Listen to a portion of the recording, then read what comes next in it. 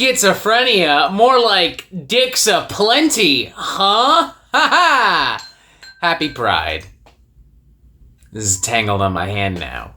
Good morning, metalheads of the internet, and welcome to a brand new episode of the Metal Meltdown. And today we are talking about Schizophrenia re-recorded, a brand new album from Cavalera, featuring Max and Igor Cavalera of Sepultura fame. That's right, the Cavalera brothers are back, not with a brand new Cavalera conspiracy record or some other kind of funky project. They're back with another re-recorded version of an older Sepultura album, this one specifically being Schizophrenia, which was originally released as their sophomore studio album back in October of 1987, nearly 37 years ago. It's an important album in the Sepultura discography because it's where Sepultura really start to become Sepultura. Like, no disrespect to Bestial Devastation or Morbid Visions whatsoever, but let's just be honest with ourselves here. Those records aren't celebrated for being, like, really precise and potent. They're celebrated for being really raw and unhinged and chaotic. That's part of why the re-recorded versions of Bestial Devastation and Morbid Visions released last year were so great. Because Max and Igor took that unhinged and chaotic energy and they were able to rechannel that youth and that vigor and that hellfire, and they were able to make it sound like something more professional and refined. They gave it a nice modern coat of paint with really punchy, really brutal guitar tones and percussion. And they just made the whole thing feel so much more important and powerful. Now, Schizophrenia is still a pretty raw record too, don't get me wrong, but it's just tighter and more focused all the same. And that's why I was a little curious as to why they would even bother re-recording Schizophrenia. It's not an album that actively benefits from being re-recorded, unlike Bestial Devastation and Morbid Visions.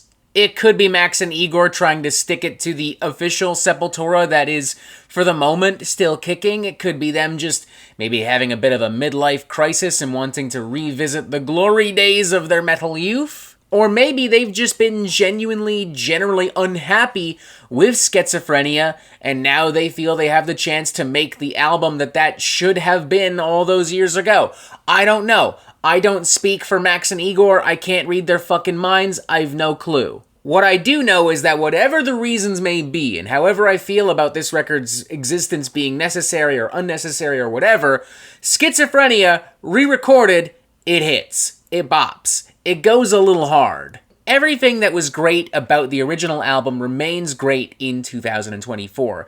Tons of pummeling riffs and grooves and barrages, ferocious vocals, it's got that modern coat of paint, everything is punchier and crunchier and more brutal, but it still has that rawness to it, like it's crisp and clean, but it still feels really dirty and gritty. All these years later, To The Wall remains a rabid, frantic mosh monkey anthem of sorts. If it doesn't inspire you to flip a table or to punch somebody, I think there might be something genuinely wrong with you. Escape to the Void benefits from a good amount of variety. You'll have these soaring, shredding guitars, these more mid-paced, chunky, groovy sections, contrasted with really ballistic and bombastic thrash metal assaults. Inquisition Symphony is still a little bit too long for my personal liking, but I love some of the darker shades and melodies here and how that kind of is built on top of a foundation of really steady, hardy, powerful, brutal death metal and thrash metal. Nightmares of Delirium remains a great closing number, one of the most brutal and exciting cuts from this early era of Sepultura as well. It's volatile and angry and unrelenting, and those screaming vocals from Max,